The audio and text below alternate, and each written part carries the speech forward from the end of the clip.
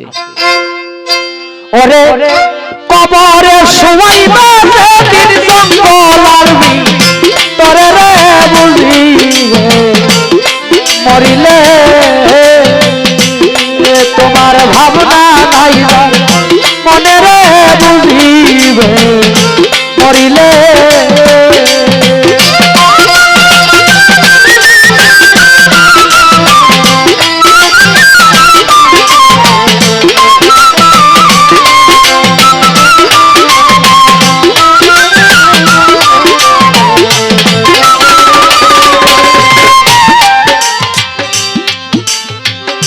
যারে লইয়া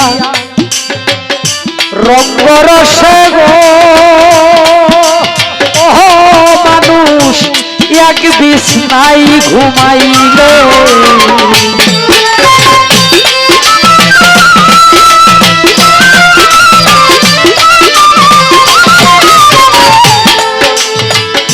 যারে লইয়া রঙ্গরসে গো এক বিছনাই ঘুমাইলে সে তোমারে ছেড়ে যাইব দুই চোখ বুঝিলে গো বুঝিবা মরিলে ভাবনা নাই মনে রে বুঝিবে মরিলে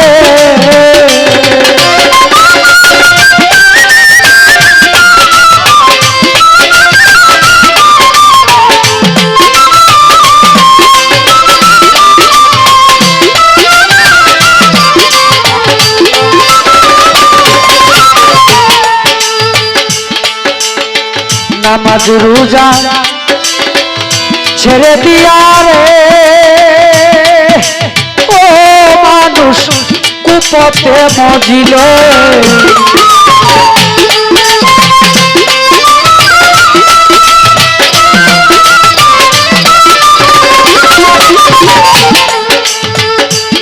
নামাজ রোজা ছেড়ে দিয়া গো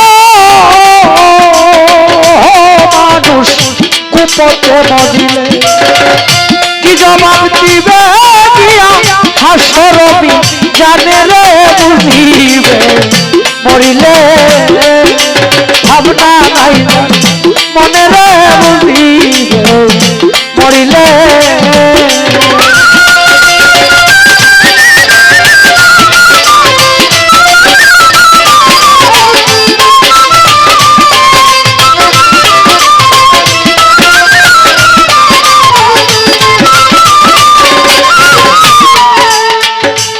সাধক চাঁদনিয়ায় কয় ঠেকবা যদি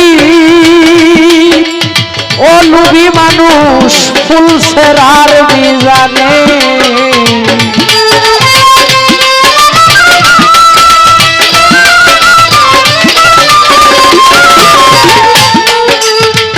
চাঁদনিয়ায় কয় ঠেকবা যদি গো ওহো মানুষ ফুল সেরার বিজানে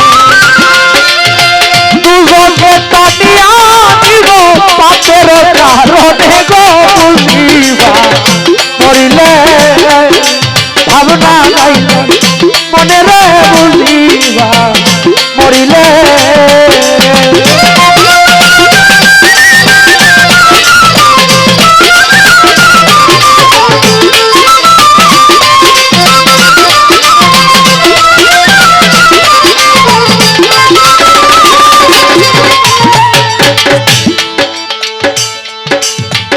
এই অনুষ্ঠান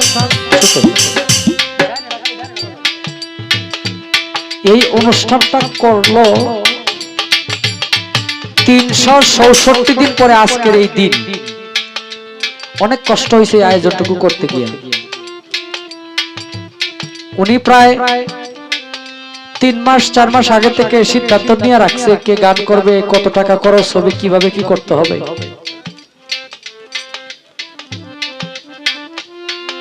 এখান থেকে যদি ভালো কোনো বিষয় এখানে যারা আসছি আমরা প্রায় 2 থেকে 3000 মানুষ আসলাম আমরা যদি ভালো কিছু অন্তত এখান থেকে 2 4 জন 5 জন মানুষ যদি অন্তত ভালো কিছু নিয়ে না যাইতে পারি তাহলে আমাদের এই অনুষ্ঠান করা এবং আমি নয়ন শেখের গান গাওয়া বৃথা হয়ে গেল।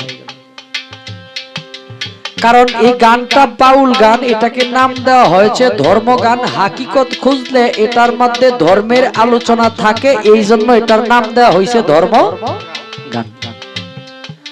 আর যদি ফাঁসিকি গান শুনতে চান তাহলে প্রত্যেক সাপ্তাহিক অনুষ্ঠান থাকে, যেখানে শিল্পীরা ৫,০০০ টাকা পুরস্কার পায়, ৫,০০০ থেকে ২,০০০ টাকা কমিটিরে দেওয়া যায়, আর বাকি ৩,০০০ সে নেওয়া যায়।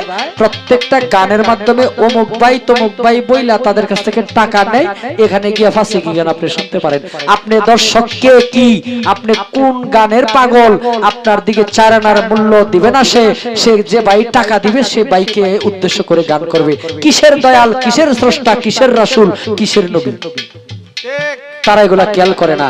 তারা খেয়াল করে আমরা চাই আপনাদের মুখে কার চোখ দিয়া পানি জোরে, কার মুখের গঠনটা বাউল গানের দিকে গানটা শুনে কার মুখটা মলিন হয়ে গেছে। কিন্তু তারা খুঁজে কি জানেন, যে কার পকেট থেকে টাকা বাইর করতেছে, এই হাতগুলা কার হাতগুলা নাড়াইতেছে। তারা খুঁজে এগুলা, তারা এইভাবে মুখের দিকে চায়া আপনার চোখ দেখে না, তারা দেখে হাত, যে কার হাতে টাকা বাস করে রাখছে, তার নামটা যদি স্মরণ থাকে বইলা দিব, পরে কাছে এসে টাকাটা নিয়ে নিব।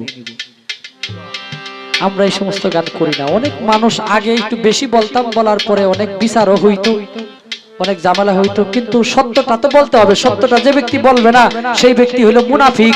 মুনাফিক সেই ব্যক্তি যার অন্তরে একটা, মুখে আরেকটা। আমার রাসূল পাক সাল্লাল্লাহু আলাইহি ওয়াসাল্লাম বলছে মুনাফিকের চাইতে কাফের ভালো। মুনাফিকের চাইতে কাফের ভালো, কারণ কাফের সংশোধন হওয়ার সম্ভাবনা থাকে, মুনাফিক সংশোধন হওয়ার সম্ভাবনা থাকে না। মুনাফিক ছিল ইয়েজিদি যারা, তারা মুনাফিক ছিল। আমার এই হুসাইন রাদিয়াল্লাহু তাআলা আনহুকে সেই কারবালার ময়দানে শহীদ করলো।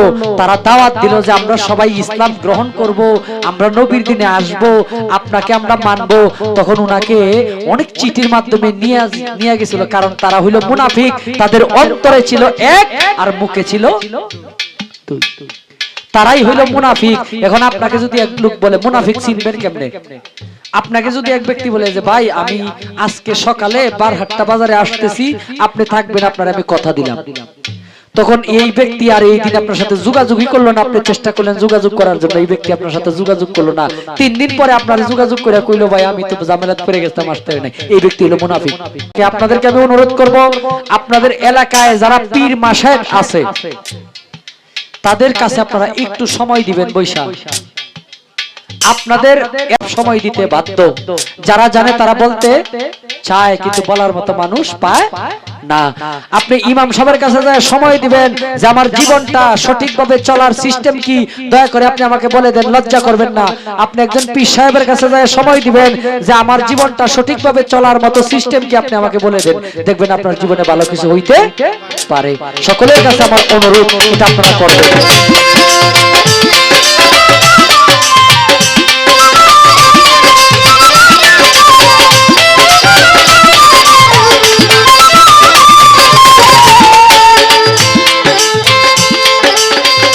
যারে লইয়া রঙ্গরসে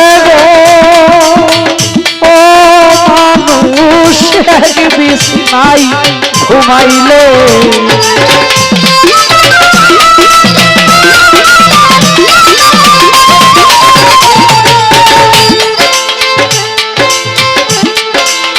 যারে লইয়া রঙ্গরসে